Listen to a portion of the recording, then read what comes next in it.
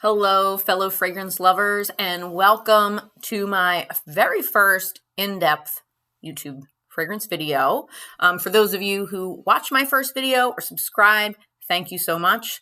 I'm really getting excited about sharing my perfume loves with everyone, and I've heard from some of you that you are also perfume lovers. Some of you who are my friends, I didn't even know that you were perfume lovers.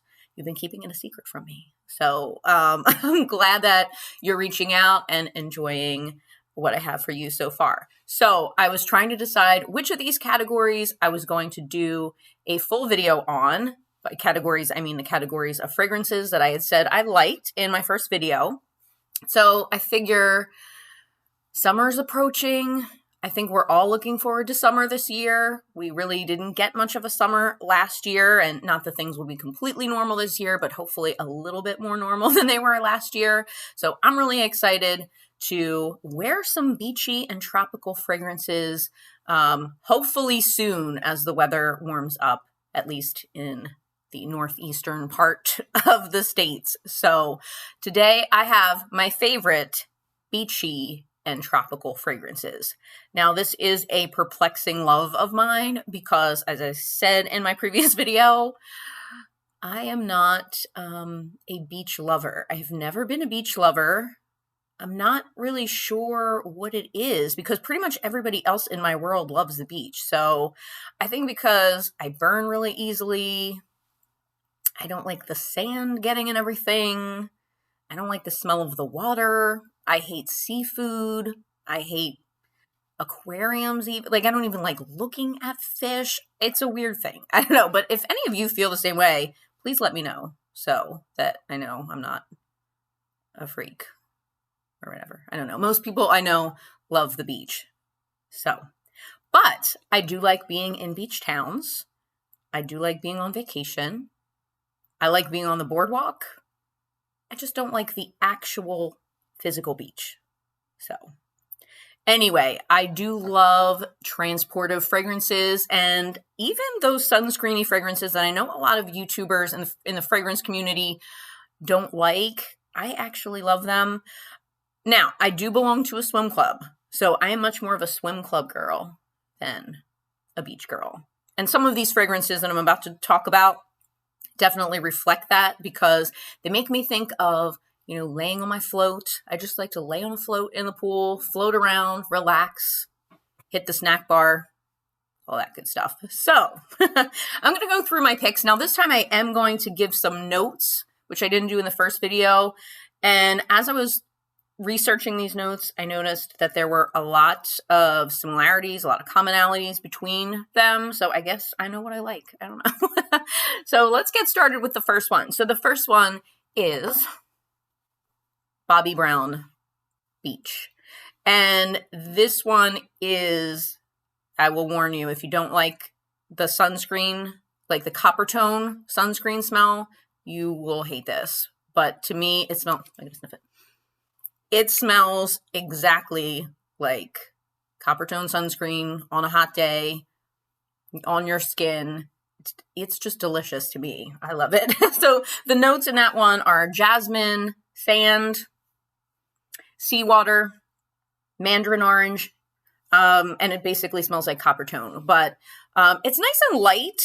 So it's not a heavy, I don't see it as a heavy or offensive sunscreen fragrance, but it's not for everyone. But if you're into sunscreen, like straight up sunscreen, and it's not a coconutty scent. I know some people don't like the coconut note. This one is more like straight up copper tone. So that is Bobbi Brown Beach. The next one, I love this one so much. This is Estee Lauder Bronze Goddess. And this bottle, I think I've had it for a few years. So apparently, I didn't even know this until recently, but apparently there is an Eau de Parfum and there is this Eau Fraiche Skinscent. So that's the one I have is the Eau Fraiche Skinscent. And this one has, in the top, it has Sicilian bergamot, mandarin orange, orange and lemon. The middle notes are tiara flower, jasmine, orange blossom, and magnolia. And the base notes are coconut milk, vanilla, amber, sandalwood, vetiver, and myrrh. And the myrrh, I think, is the secret to this one. I realized I love fragrances that have myrrh in them because, again, after digging around, and researching notes, I realized that a lot of the perfumes that I love have myrrh in them. So this one is just, it's definitely more, it's kind of sexier. It's it's clean and fresh, but in a deeper way. It's not like the shower type of fresh. And again, it's just so summery. This one's not really suntanny to me. I know some people think it smells a little suntanny. I don't really get that from this one, but check it out if you have a chance to smell it. It is really, really nice. It just has those deeper notes, that vanilla and amber and sandalwood and the vetiver. It just makes it a little bit, I don't know, richer than some of the other summer scents. So this is this is one of the few fragrances that I have bought multiple times. This is my second bottle of it, and I don't do that very often. Okay, the next one is Prada Candy Kiss. It looked like a commercial. Prada Candy Kiss. And I was upset actually when I got this because it had come out, years before. No one told me about this. No one told me that. I don't even know how I discovered it or, why I started reading reviews on it. I think another YouTuber was talking about it. It smells exactly like Moroccan oil, the hair products. And for years, I've been using Moroccan oil and saying, I wish they make a perfume of this. And I think they do have some sort of body oil fragrance. I have to investigate that a little more. But so Candy Kiss has notes of musk. It's weird. It has musk in the top, middle, and base. So that's apparently one of the unique features of this fragrance. I thought it was a mistake at first when I saw the notes. Musk in all three, but apparently that's its thing. But it's not a deep musky type of scent. It's a lighter musk, but it also has in the middle some orange blossom, and then in the base it has vanilla. So if you love Moroccan oil hair products, you will love Prada Candy Kiss. Okay, the next one is probably one of the most famous beach fragrances. A lot of people talk about this one for good reason. It's, to me, stunning. And that is Tom Ford Soleil Blanc. Notice it's not the full bottle because like most Tom Ford fragrances, this is expensive. This is very expensive. So I could only get this little one. Oh my gosh. This is vacation. You're on a yacht. You do have sunscreen on, but also maybe some more expensive floral perfume, and it's all just mingling together with your skin, and you have a drink. That's what this is. Now, this might surprise you, those who know me, if you're watching this. So the top notes in this are pistachio, bergamot, cardamom, and pink pepper. The middle has tuberose, ylang ylang, and jasmine. And the base has coconut, amber, tonka bean, and benzoin.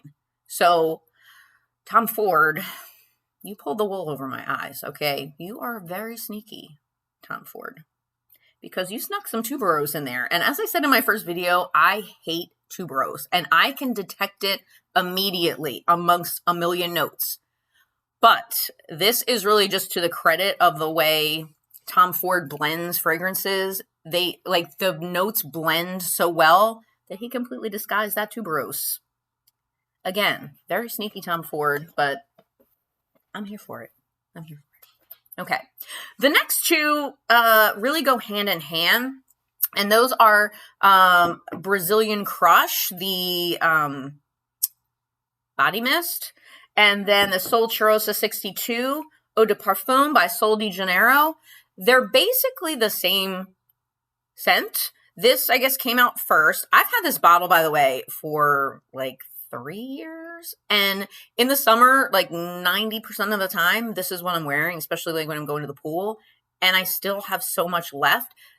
Even though this is a mist, It's not like other fragrance mists. Like, no offense to Bath & Body Works or Victoria's Secrets. I love those mists, but this packs a little more of a punch. It has definitely better longevity, projection, sillage, all that. And then they actually made it into a perfume. I just have the little mini of this, which I have a lot of these. I really like the, you know, sometimes the roller balls, sometimes they're just like travel sprays, because with something like this, if I'm going to be out all day in the summer or at the pool or whatever, and you know, your fragrance washes off once you get in and out of the water.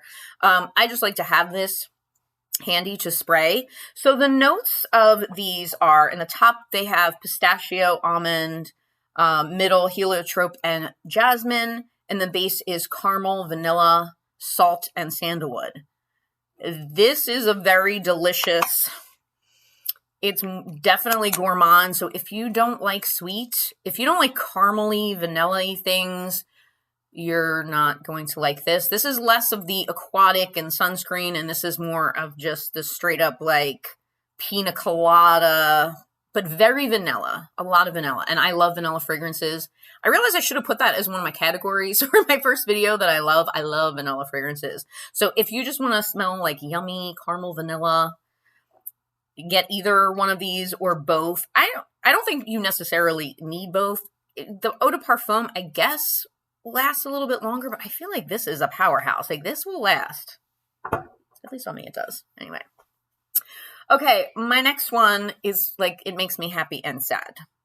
And that is the Terracotta Le Parfum from Guerlain.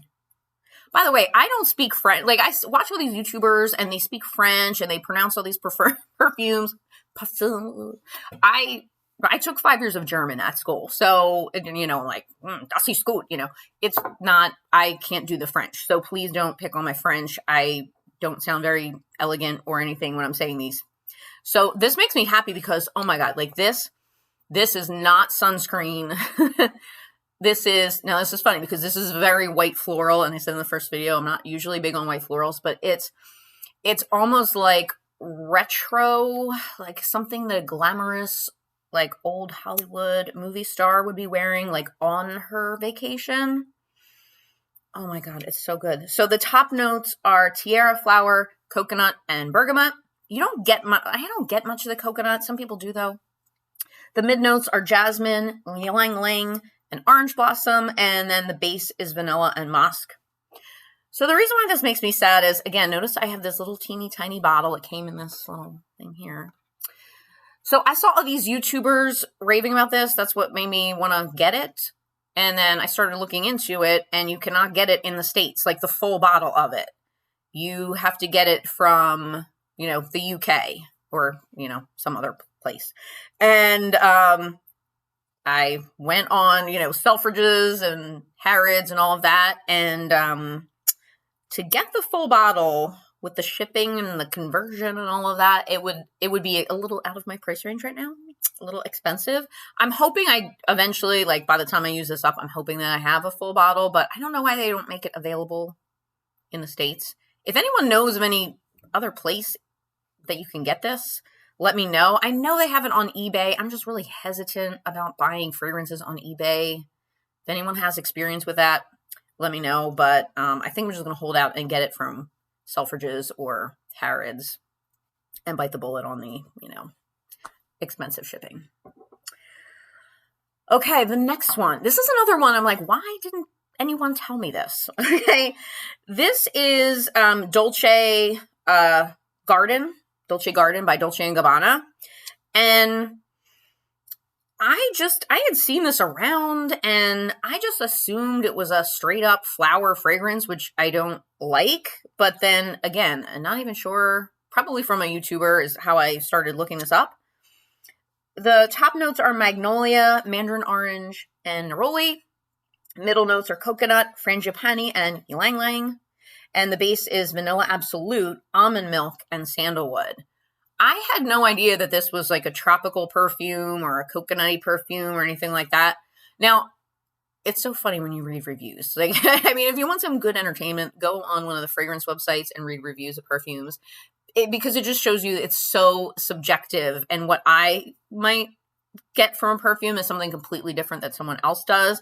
So there are people in the reviews that say, I don't smell any of the coconut or the tropical, I just smell straight up flowers. And then there's other people who say, I only smell coconut and suntan lotion and I don't smell any flowers. I smell both.